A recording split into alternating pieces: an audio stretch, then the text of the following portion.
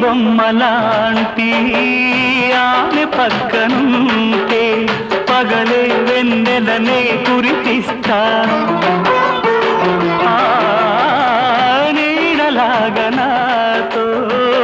ఏడడుగులు సాగితే ఇలలో స్వర్గం నే సృష్టిస్తా రసరమ్యం ఆ రాగ విలాసం